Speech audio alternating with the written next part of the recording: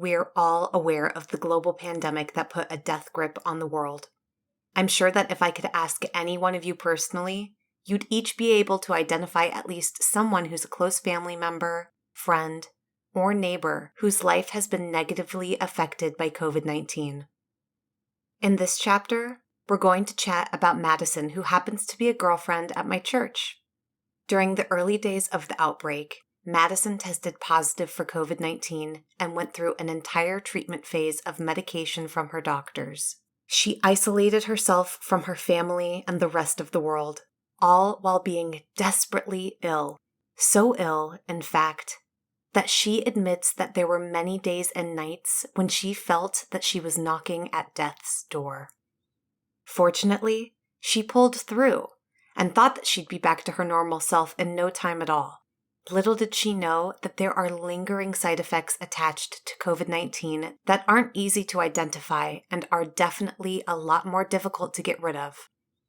Madison was, up until the time that she contracted COVID-19, someone who was always super fit. She would run ultramarathons, work out in the gym a couple of times a week, or you'd find her running along various trails. She thought that it was only going to take a couple of weeks before she'd once again be able to return to her normal physical activities. The harsh reality of the aftereffects of COVID-19 only hit home the first time she returned to the gym. She knew that because she'd been ill. She needed to ease back into her normal physical routine. I can remember her telling me that within minutes of trying to warm up on the exercise bike, she began to feel her chest tighten, and she was struggling to breathe. Luckily, Madison is an experienced athlete who pays attention to what her body is telling her, and she realized that maybe she was trying to go back to the gym too early.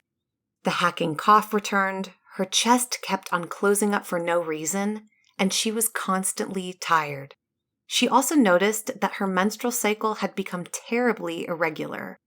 She found each of these symptoms strange and scary because while the tight chest, wheezing, and wet cough were some of the symptoms of COVID-19, they were definitely not all of them. All Madison knew was that she had no energy whatsoever and was feeling totally out of sorts. So she decided to make a follow-up call with her medical practitioner. During her initial medical appointment, her doctor confirmed that it sounded like she had a lot of fluid that had collected on her lungs, but he wouldn't be able to confirm exactly what was going on without further tests. These initially just involved chest x-rays to see what was going on and causing her to feel out of breath all the time. Madison was asked to return to her doctor immediately once the x-rays were done so they could go through them together.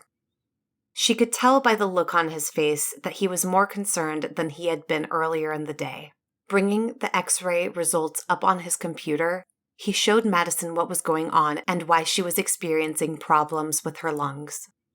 As a result of COVID-19, her lungs had formed scar tissue and were lined with so much mucus and other gunk that it was like she was drowning in the fluid buildup. Her doctor prescribed a heavy dose of antibiotics, an antiphlegmatic, as well as a type of expectorant. His treatment protocol was simple. He needed to clear the fluid buildup in her lungs. Madison left his room feeling really despondent. It had been weeks of feeling like she was at death's door while she was suffering from COVID-19. She somehow managed to pull through, and for a moment, she felt like she was getting better. She had believed she would get better and return to 100% health.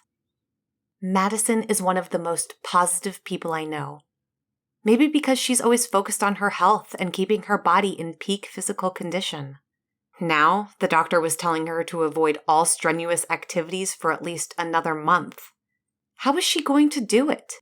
All she wanted to do was be outdoors, being able to breathe as much fresh air as was humanly possible without having to wear a mask. The biggest challenge was accepting this out-of-breath feeling and deciding to listen to the advice from her doctor. So began her second round of antibiotics and other medications to try and remedy what was going on. She'd also been warned that she needed to closely monitor her current symptoms and to contact the doctor the moment she noticed they were becoming worse. Once on the medication, Madison was coughing up green and yellow gunk constantly,